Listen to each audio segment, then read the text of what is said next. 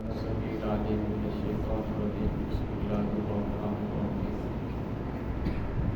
وعد الله المؤمنين جنات تجري من تحتها الأنهار خالدين فيها. انتہائی بات الاحترام دوستوں بزرگوں اور بھائیوں، آج ہمارا عنوان ہے کہ چار عنوان جس کے بارے میں رسول اللہ صلی اللہ علیہ وسلم نے فرمایا کہ ان چار کاموں کو کثرت سے کرو. حضرت سلمان رضی اللہ تعالیٰ عنہ کی لمبی احادیث ہے جس کے آخر میں جا کر یہ ذکر کیا کہ رسول اللہ نے فرمایا کہ چار کام کثرت سے کرو. ان میں پہلا کام لا الہ الا اللہ ہے، اور دوسرا کام استغفار کی کثرت کرو، اور تیسری چیز اللہ رب العزت سے جنت کا سوال کرو، اور چوتھی چیز جہنم سے پناہ مانگو. پہلی چیز جسے کلمہ اخلاص بھی کہا جاتا ہے، کلمہ طیب بھی کہا جاتا ہے، کلمہ حق بھی کہا جاتا ہے، لا الہ الا اللہ. فرمایا جو انسان ایک مرتبہ لا الہ الا اللہ پڑھتا ہے اس کے نامہ اعمال سے برائیاں مٹ جاتی ہیں، اس کی جگہ نیکیاں لکھی جاتی ہیں. حدیث پاک اندر آتا ہے، فرمایا اللہ رب العزت کے عرش کے سامنے ایک ستون ہے. جب زمین پر کوئی انسان کلمہ پڑھتا ہے تو وہ ستون حرکت کے اندر آ جاتا ہے. اللہ رب العزت جاننے کے باوجود پوچھتے ہیں تجھے کیا ہوا، تو کیوں حرکت کر رہا ہے؟ وہ کہتا ہے الہ العالمین، زمین پر ایک انسان نے کلمہ پڑھا لیکن ابھی تک اس کی مغفرت نہیں ہوئی. فرمایا اللہ فرماتے ہیں کہ میں نے اس کی مغفرت فرما دی. موسیٰ علیہ السلام نے اللہ رب العزت کی بارگاہ میں عرض کیا کہ الہ العالمین مجھے کوئی ایسا وظیفہ بتائیں جس سے میں آپ کو یاد کیا کروں. تو اللہ نے فرمایا موسیٰ لا الہ الا اللہ پڑھا کرو. تو موسیٰ علیہ السلام نے عرض کیا الہ العالمین یہ تو ساری مخلوقات پڑھتی ہیں، میں تو کوئی ایسا چاہتا ہوں جو صرف میرے لیے خاص ہو. تو اللہ نے پھر فرمایا کہ موسیٰ لا الہ الا اللہ پڑھا کرو. موسیٰ علیہ السلام نے پھر عرض کیا کہ الہ العالمین میں تو خاص اپنے لیے چاہتا ہوں. تو اللہ نے فرمایا موسیٰ اگر ساتوں زمین اور ساتوں آسمان ترازو کے ایک پلڑے کے اندر رکھ دیے جائیں اور دوسرے پلڑے کے اندر اس کلمے کو رکھ دیا جائے تو یہ کلمے والا پلڑا جھک جائے گا. حدیث پاک میں آتا ہے، فرمایا جب تمہارا بچہ بولنے لگے تو اسے لا الہ الا اللہ کی تلقین کرو. اور اسی طرح فرمایا جب انسان کی موت کا وقت آ جائے اسے بھی اسے لا الہ الا اللہ کی تلقین کرو. فرمایا جس کا اول کلمہ اور آخری کلمہ لا الہ الا اللہ ہو وہ 1000 برس بھی زندگی بسر کرے اللہ کے گناہوں کا کوئی مطالبہ نہیں کرے گا. 100 سالہ کافر بھی اگر ایک مرتبہ اس کلمے کو پڑھتا ہے اللہ رب اس کے پچھلے سارے گناہ معاف کر دیتے ہیں. اور اس کلمے کے بارے میں سینکڑوں احادیث موجود ہیں. ان فضائل کو سامنے رکھتے ہوئے انسان کو کوشش کرنی چاہیے کہ وہ رمضان میں بھی اور غیر رمضان میں بھی اس کلمے کی کثرت کرے، اور رمضان کے اندر تو ضرور کوشش کرے کہ 300 مرتبہ اس کلمے کو لازمی پڑھے. جب 300 مرتبہ پڑھے گا تو کثرت کے اندر شامل ہو جائے گا. اور اسی طرح استغفار ہے کہ اللہ نے مجھ سے معافی مانگنا، اللہ نے مجھ سے مغفرت طلب کرنا. تو مغفرت طلب کرنے کی انسان کوئی بھی کسی بھی طریقے سے کر سکتا ہے. آپ صلی اللہ علیہ وسلم جو نبی معصوم عن الخطا ہوتا ہے، آپ صلی اللہ علیہ وسلم کے بارے میں آتا ہے آپ صلی اللہ علیہ وسلم ایک مجلس کے اندر 100 مرتبہ اور 70 مرتبہ استغفار کرتے تھے. اور فرمایا استغفار کا معنی ہے اللہ سے معافی طلب کرنا. اس کے ذریعے انسان استغفر اللہ الذی لا الہ الا هو القیوم واتوب الیہ، استغفر اللہ ربی من کل ذنب واتوب الیہ، رب اغفر لی، اللہم اغفر لی، کوئی بھی استغفار کر سکتا ہے. اور میں جب انسان استغفار کرتا ہے اس سے صرف گناہ معاف نہیں ہوتے بلکہ اس سے انسان کا نامہ اعمال بھی اللہ رب العزت روشن کر دیتے ہیں. فرمایا جو انسان یہ چاہتا ہے کہ میرا نامہ اعمال روشن ہو جائے وہ کثرت سے استغفار کرے. اور فرمایا جو انسان امت کے لیے استغفار کرتا ہے اللہم اغفر للمؤمنین والمؤمنات والمسلمین والمسلمات، امت کے لیے ایک مرتبہ استغفار کرے، معافی طلب کرے. اور میں اللہ رب العزت ہر مومن مرد اور مومن عورت کے بدلے میں اس کے نامہ اعمال کے اندر نیکی لکھتے ہیں.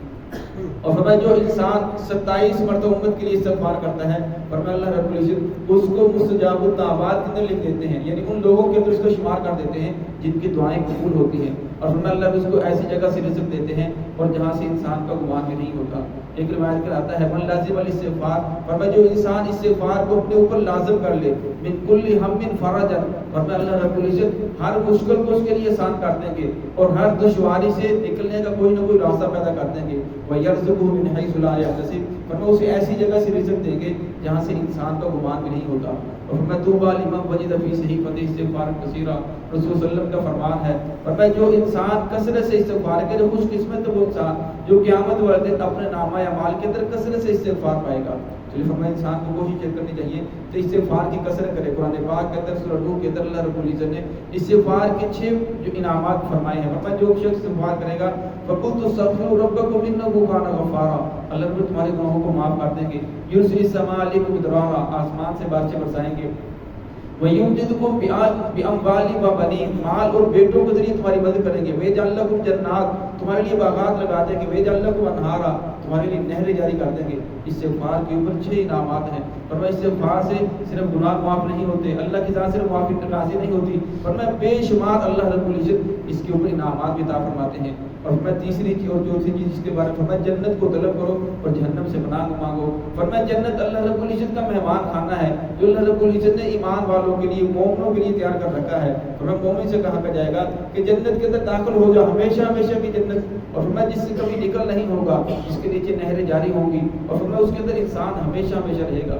اور فرمایا جہنم اللہ رب العزت کا قید خانہ ہے جہاں مجرموں کو ڈالا جائے گا. وَتَرَى الْمُجْرِمِينَ، فرمایا اس دن تو دیکھے گا مجرموں کو زنجیروں کے اندر جکڑے ہوئے ہوں گے اور ان کے چہروں کے اوپر آگ لپٹی ہوئی ہوگی. فرمایا یہ اللہ رب العزت ہر برے گناہ کرنے والے کو اس کی جو سزا ہے اس کو دی جائے گی. فرمایا اللہ رب العزت نے مجرموں کے لیے تیار کر رکھا ہے. حدیث پاک اندر آتا ہے، فرمایا قرآن پاک کی آیت بھی ہے. فرمایا اللہ رب العزت فرماتے ہیں کہ فَمَنْ زُحْزِحَ عَنِ النَّارِ وَأُدْخِلَ الْجَنَّةَ فَقَدْ فَازَ، جو انسان جہنم سے بچا لیا گیا اور جنت کے اندر داخل کر دیا گیا، فقد فاز، تحقیق کامیاب انسان وہی ہے. وَمَا الْحَيَاةُ الدُّنْيَا إِلَّا مَتَاعُ الْغُرُورِ، دنیا کی زندگی تو دھوکے کا سامان ہے، دنیا کی زندگی سوائے دھوکے کی کنجی کے اور کچھ نہیں ہے. حدیث پاک میں آتا ہے کہ جو انسان دن کے اندر 3 مرتبہ جنت کا سوال کرے، جنت خود اس بندے کے لیے دعا کرتی ہے کہ الہ العالمین اس بندے کو میرے اندر داخل کر دے. اور میں جو انسان دن میں 3 مرتبہ جہنم سے پناہ مانگتا ہے تو جہنم خود سوال کرتی ہے الہ العالمین اس بندے کو مجھ سے دور رکھنا، اس بندے کو میرے اندر داخل نہ فرمانا. تو اس لیے فرمایا کہ جنت کا طلب کرنا اور جہنم سے پناہ مانگنا. حدیث پاک میں آتا ہے، فرمایا جو شخص مغرب کی نماز کے بعد اور فجر کی نماز کے بعد 7 مرتبہ سلام پھیرنے کے بعد کسی سے بات کرنے سے پہلے یہ دعا پڑھتا ہے اللہم اجرنی من النار، فرمایا اللہ رب العزت اس آدمی کے اوپر جہنم کو حرام کر دیتے ہیں. اور ایک روایت کے اندر آتا ہے، فرمایا جو انسان مغرب کی نماز کے بعد 7 مرتبہ پڑھے اللہم اجرنی من النار، فرمایا پھر اگر اس دن وہ فوت ہو جائے، صبح سے پہلے اگر وہ فوت ہو جاتا ہے، اللہ رب العزت جہنم سے برات اس کے لیے لکھ دیتے ہیں.